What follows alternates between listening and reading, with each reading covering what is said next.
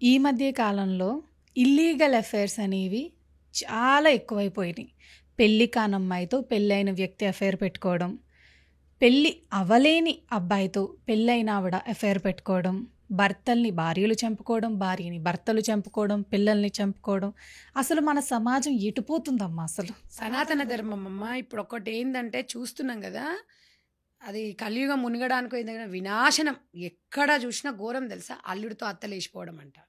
ఆ, ఆ, teacher 10th class అబ్బాయి, మొన్న న్యూస్లో చూసాం. 10th క్లాస్ అబ్బాయి, ఒక టీచర్ అంటే ఒక మదర్ అమ్మ. ఇవన్నీ అనార్థాలు ఎందుకు జరుగుతున్నాయి అర్థం కావట్లేదు. ఘోరంగా ఒక్కటే దీని కారణం, చట్టాల్లో చాలా లొసుకులు ఉన్నాయమ్మ. లివింగ్ రిలేషన్ అనేది చట్టమే చెప్తుందంట. ఏంటమ్మా దరిద్రం ఏంటి ఆ అసలు? చట్టం వల్ల ఇంకా ఇంకా ఏముందండి, ఇక ఎవరికెవరికి ఉండదు. ఇప్పుడు అంటే మగవాడికి ఏదన్నా వచ్చింది అంటే ఇక అంటే రిలేషన్స్ ఏమి ఉండవు. ఇక అక్క ఉండదు, చెల్లె ఉండదు. ఏమనంటే అయ్యో కోర్టే చెప్పింది కదా అని చెప్తున్నారు. ఎంత సింపుల్గా తెలుసా, కోర్టులో మేము ఎప్పటి నుంచో చెప్తూ గత 20 సంవత్సరాల నుంచి చెప్తున్నామమ్మ, చట్టాల్లో మార్పులు రావాలి రావాలి రావాలి. మార్పు రాకపోతే జంతువుల కన్నా ఘోరంగా అయిపోతుంది. ఇంకొక 4-5 సంవత్సరాలు పోతే పెళ్ళిళ్ళు ఉండవు అప్పుడు. ఇక లివింగ్ రిలేషన్ మనం గతంలో చూసాం కదా, అమెరికాలో 1 year అగ్రిమెంట్ మ్యారేజ్. సేమ్ అనే పరిస్థితి కూడా అట్లానే అవుతుంది. 1 year కూడా కలిసి ఉండట్లేదమ్మా. ఉండట్లేదు వాళ్ళు, కనీసం అగ్రిమెంట్ ప్రకారంగానే ఉంటున్నారు. మన వాళ్ళు నెలనే 15 రోజులే. వాడు నచ్చకపోతే నెలనో దోషేస్తున్నారు అన్ని, నచ్చకపోతే దీన్ని ఏదో చేసేస్తున్నాడు. ఇప్పుడు ఎక్కువ శాతం అబ్బాయిల మీదనే ఆఘాతాలు జరిగిపోతున్నాయి పాపము. ఇప్పుడు యంగ్ పిల్లలు పెళ్ళిళ్ళు చేసుకోవాలంటే భయపడుతున్నారు. ఇది ఎంత దుర్మార్గం అమ్మ. నిజంగా ఎట్లా తయారైపోయిందంటే ఒకటే అమ్మ, వ్యవస్థలో పెంపకం చాలా దుర్మార్గంగా పెరిగిపోతున్నారు. అంటే ఇప్పుడున్న తరుణంలో కూడా ఈగోస్ ఎక్కువ వస్తున్నాయి. నువ్వెంత అంటే నువ్వెంత. బీటెక్ అమ్మాయి అగ్రికల్చర్ని ఒప్పుకుంటుందా అండి? చెప్పండి, ఒప్పుకుంటుందా? ఎందుకు ఒప్పుకుంటుందమ్మా? ఒప్పుకోదు. బీటెక్ అమ్మాయి ఏదన్నా బిజినెస్ చేస్తుందంటే ఒప్పుకుంటుందా? ఒప్పుకోదు. ఎంత ప్యాకేజ్ ఉంది ఆయనకి? సొంత మిల్లు ఉందా? అట్లయితే ఓకే. ఇంటర్ అబ్బాయిని ఒప్పుకుంటుందా? డిగ్రీ చేసినవని ఒప్పుకుంటుందా? ఎంబీఏ చేసినోడు ఒప్పుకోదు. బీటెక్కే చేయాలి, సాఫ్ట్వేరే చేయాలి, నాతో పాటు ఉండాలి. ఒకప్పుడు అట్లుందా అమ్మ? ఒకప్పుడు గ్రామీణ ప్రాంతాల్లో 10th చదువుకున్నా కూడా ఓ టీచర్కో గవర్నమెంట్ ఉద్యోగస్తునికో ఎవరికో ఒకరికి ఇస్తే అప్పుడు వాళ్ళు చక్కగా మంచిగా పెళ్లి చేసుకొని పోయి అమ్మ మాలుడు జాబ్ ఉంది అని ఒకప్పుడు చెప్పుకుంటోళ్ళు. అమ్మ ఇప్పుడు మా కోడలు పెద్ద జాబ్ చేస్తుందంట, మీ పిల్లగాడు ఏం చేస్తాడంటే మా పిల్లగానికి జర తక్కువనే వస్తుంది కానీ మా కోడలికి మస్తు వస్తుంది. డబ్బు డబ్బు డబ్బు ప్రపంచం అయిపోయింది మొత్తము.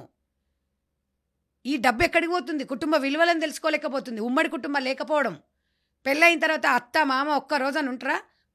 మన ఇద్దరం అయితే సపరేట్గా తీసుకుందాం ఫస్టే చెప్పేసుకుంటారు ముందే మ్యారేజ్ కాకముందుకే అన్నీ రూమ్ చూసి పెట్టేసుకొని అన్నీ రెడీగా చేసుకొని డైరెక్ట్గా వెళ్ళిపోతారు. ఎప్పుడైనా అత్తమామ వచ్చినా కూడా చూసే పరిస్థితి లేదు. ఇంట్లో అమ్మనైనా కరెక్ట్ ఉంటాయి కదా వాళ్ళు. కుటుంబ నేపథ్యాలు విలువలు లేవమ్మా. ఇంకెక్కడున్నాయి? 25, 25 ఇప్పుడు వచ్చినాం. లివింగ్ రిలేషన్ అనేది కోర్టు ఇచ్చింది మాకు, ఎవరైనా ఉండొచ్చు అంట. కోర్టు ఇచ్చిన తర్వాత ఇంకేం చేస్తామమ్మా మనం? అంటే కోర్టు అన్నీ చెప్తుంది అంటే ఎప్పుడైనా విచ్చలు కూడా ఎవరితోనైనా ఉండొచ్చు, విడిపోవచ్చు, ఉండండి. అది ఇంకా సంసారాలు ఉంటాయమ్మా అట్లా? కోర్టులో ఎందుకు మార్పు రాదమ్మా? కోర్టులో ఎందుకు తీసుకురారు?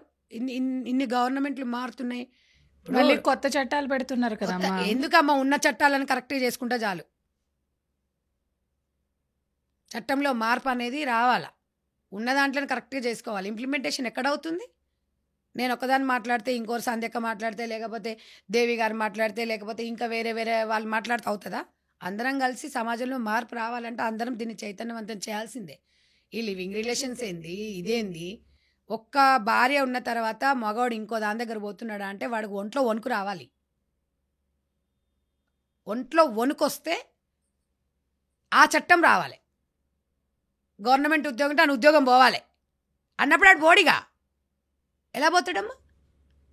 వాడికి ఒక అదైపోయింది, నేను గవర్నమెంట్ ఉద్యోగం, నా ఉద్యోగం రాష్ట్రపతి కూడా పీకేయలేడు, నేను ఏదైనా పీకేస్తా, నేను ఏదైనా చేసేస్తా అంటే చట్టంలో నాకు చెప్తుందండి. రాజ్యాంగమే చెప్పింది స్వేచ్ఛగా బతకమని, కోర్టే చెప్పిందండి లివింగ్ ఉండమని.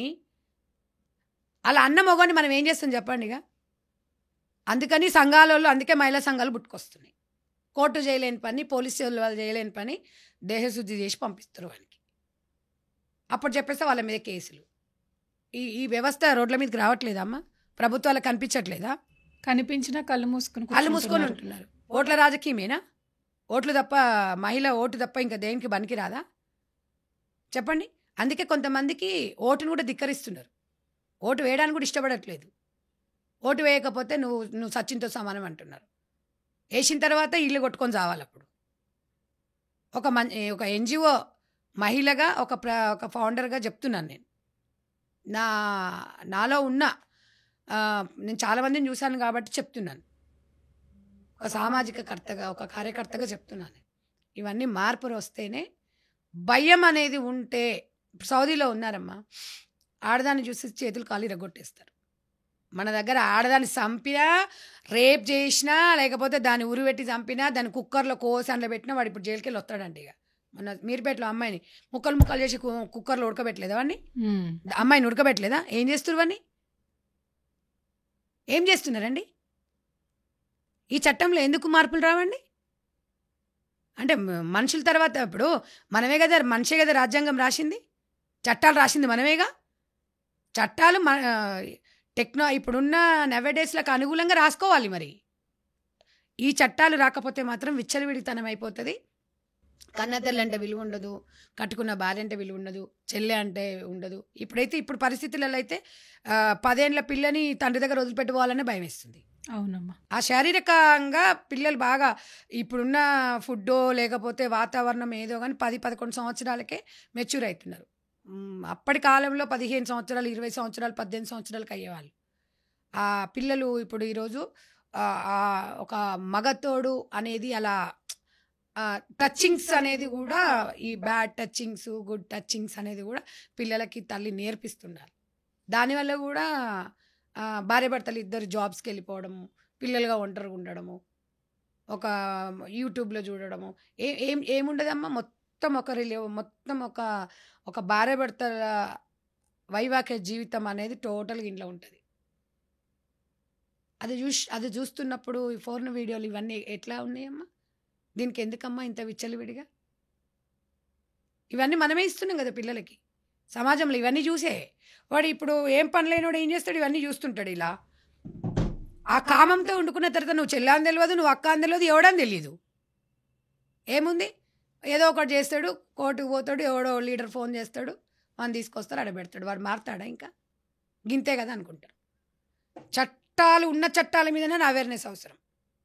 ఈ చట్టాలల్లో మగవాడైనా ఆడదైనా ఎవరైనా ఒళ్ళు దగ్గర పెట్టుకొని ఇలా ఉంది అనుకో, ఏముందమ్మా. ఇంకొకటి సోషల్ మీడియా ప్రభావం కూడా బాగమ్మా. వ్యక్తిగత విషయాల మీదనే ఎక్కువ ఫోకస్ చేస్తుంది మీడియా. నేను అనేది ఏంటంటే సమాజంలో అందరము ఒక భాగస్వాములు కావాలంటే ఒక మంచి కార్యక్రమాన్ని సొసైటీకి పరిచయం చేస్తే బాగుంటుందని మీడియా సోదరులు కోరుకుంటున్నాను నేను. అమ్మా, ఈ ఇల్లీగల్ అఫైర్స్ పెళ్ళి అయిన వాళ్ళు, పెళ్ళి అవని వాళ్ళని పెట్టుకుంటున్నారు. అసలు ఎందుకమ్మా? దీని వెనకున్న కారణం ఏంటంటారు? కారణము అంటే బిజీ లైఫ్.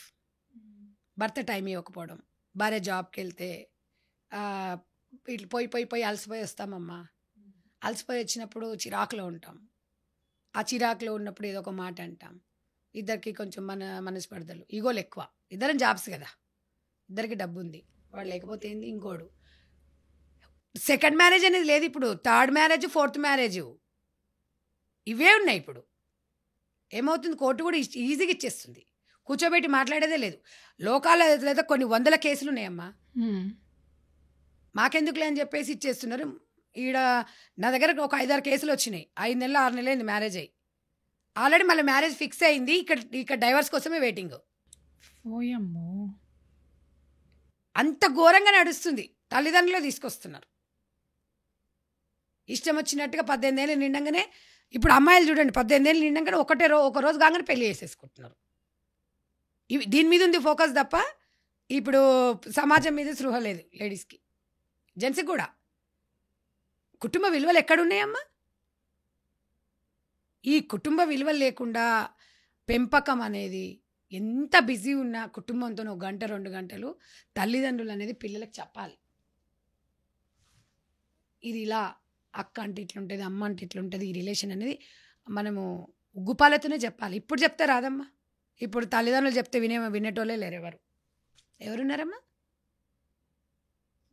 ఎవ్వరూ లేరు. మొత్తం వాడు స్మార్ట్ ఫోన్కి ఎడిక్ట్ అయిపోయింది. నువ్వేంటి నాకు చెప్పేది అన్నట్టు ఉంటున్నారమ్మా అంతే, ఇప్పుడు. నువ్వేది నాకు చెప్పేది.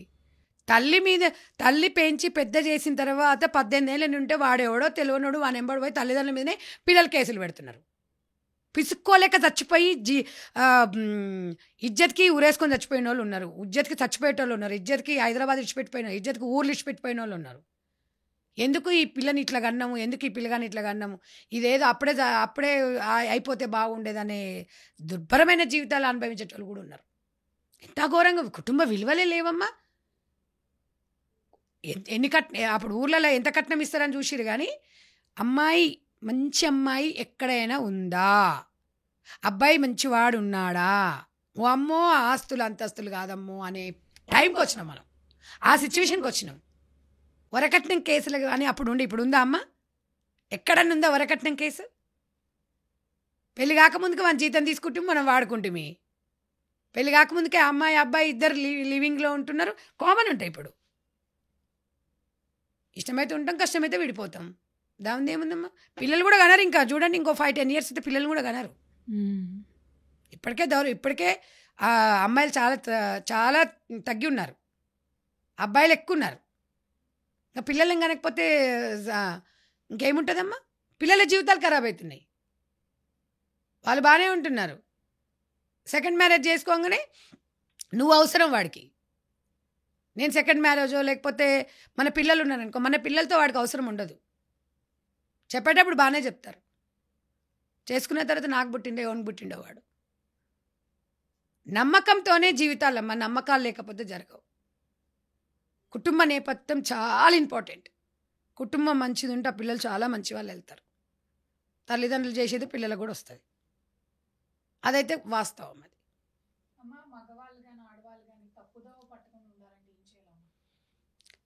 ఒక్కటే అమ్మా, తల్లిదండ్రులతోని వాళ్ళు డిస్కషన్ చేసుకుంటూ ఒక కుటుంబ నేపథ్యం వాళ్ళకంటూ కొంచెం సమయం ఇచ్చుకుంటూ వాళ్ళతో మాట్లాడుకుంటూ మంచి చెడు మొత్తం ఒక యంత్రంలాగా పనిచేయకుండా ఒక ఆలోచన విధానంతో కుటుంబ నేపథ్యంతో ఫ్యామిలీ రిలేషన్స్తో కొంచెం గడుపుతూ సమాజం గురించి మంచివి తెలుసుకుంటూ ముందుకెళ్ళినామనుకోండి, చట్టాల మీద అవగాహన చాలా అవసరం.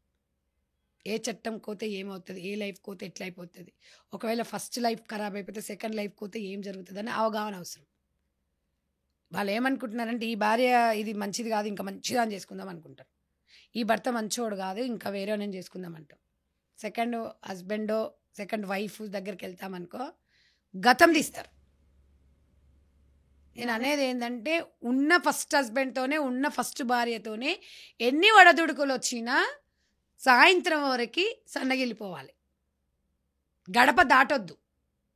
మన విషయాలు అనేది అమ్మాయి కానీ అబ్బాయి కానీ ఫస్ట్ తెలుసుకోండి. లివింగ్ రిలేషన్లో ఉన్నప్పుడు కూడా మీకంటూ కొన్ని మోరల్స్ ఎథిక్స్ అనేది మీరు సైకాలజీగా ఫిక్స్ కాండి. ఫిక్స్ అయినప్పుడు మీ మధ్యలో మూడో మనిషి రాకుండా ఉండాలి. కుటుంబ విలువను గౌరవం కాపాడుకోవాలి, ఉన్నంతలో సర్దుకోవాలి. ఏ చిన్న తప్పు వచ్చినా మగవాడు సారీ చెప్పొచ్చు, చిన్న తప్పు వచ్చినా నేను మగవాడిని అనేది అహంకారం ఉండొద్దు. నేను ఎందుకు చెప్పాలి, నేను ఇంత ఆయనకన్నా ఎక్కువ 70,000 సంపాదించిన 40,000 వస్తున్నాయని అహంకారం ఉండకూడదు. మనసు విప్పి గంట సేపు మాట్లాడుకుంటే మీకు ఎలాంటి సమస్యలు రావు. టైం ఎక్కడుంది? టైం లేదు. విచ్చలవిడిగా డబ్బే ప్రపంచం అనుకుంటున్నారు. డబ్బే ప్రపంచం అనుకునే వాళ్ళకి ఇవాగే ఉంటాయి. వచ్చిన 10,000 చాలు మేము హ్యాపీగా ఉంటాం అనేది ఒక 5% కూడా లేరమ్మా. లేడీసే నువ్వేమన్నా చెయ్యి పోయి డబ్బు సంపాదించుకొని రా అని కొంతమంది ఆడవాళ్ళు కూడా ఉన్నారు అట్లా భర్తను సపోర్ట్ చేసేటోళ్ళు. వివిధ రకాలమైన వ్యక్తులు బయటికి పోతే మాకే ఆశ్చర్యం వేస్తుంది. భర్త ఇంకొక ఆమెతోని లివింగ్ రిలేషన్లో ఉన్నాడంటే భార్య సపోర్టే ఉంది అందులో. ఎందుకంటే ఆ అమ్మాయి దగ్గర డబ్బు ఉంది అందుకే పంపించాను, లేకపోతే మరి పోయిండు ఏం చేస్తాడు నా మొగోడు మస్తుగా వస్తాడు, ఆమెకు సిగ్గులేదా? మహిళలో మార్పు రావాలి. మనం కరెక్ట్గా ఉంటే ఎవ్వరు రారమ్మా, అవకాశం కూడా ఇవ్వం. ఏదున్నా అందుకే చెప్పిన మన మనసులో భావం మనతోనే పోవాలి. కూర్చొని మాట్లాడుకొని సమస్యలు చేసుకోవాలి. ఉమ్మడి కుటుంబాలు ఉండాలి. సినిమా ప్రభావం కూడా బాగా ఉందమ్మా. సీరియళ్ళ ప్రభావం అయితే ఘోరంగా ఉంది. సీరియల్ వాళ్ళని అడిగితే ఏమంటున్నారు? సమాజంలో జరుగుతున్నాయి మేము తీస్తున్నామండి రేటింగ్. వాళ్ళకి రేటింగ్ కావాలి. అవునా కదా? ఆ, ఇదొకలాంటి బిజినెస్. ఒక ఒక మంచి సినిమా మాతృదేవో సినిమా లాంటి సినిమాలు ఉన్నాయి చూడండి, హార్ట్ టచింగ్. అప్పుడు ఎంత మంచి సినిమాలమ్మా. ఒక్క సినిమా ఇప్పుడు ఏమన్నా ఉందా తల్లి? అదేదో అల్లు అర్జున్ది వచ్చే చూడండి అప్పుడు, మొన్న ఏదో మూవీ పుష్ప. ఏం సినిమా అమ్మ అది? దానికి మళ్ళీ అవార్డులు. ఇంకా అలాంటి సినిమాలు చూస్తే ఖరాబా కూడా ఏం చెప్తాడు? మేము చెప్పంగానే, ఇప్పుడు సంఘాలని చెప్పంగానే ఏమైనా బ్యాన్ అవుతాయి అవి? ఎవడిష్టం వాడండి, రాజ్యాంగం ఇచ్చింది మాకు హక్కు అంటున్నాడు. ఎవడిని ఎవరిని మారుస్తాడు?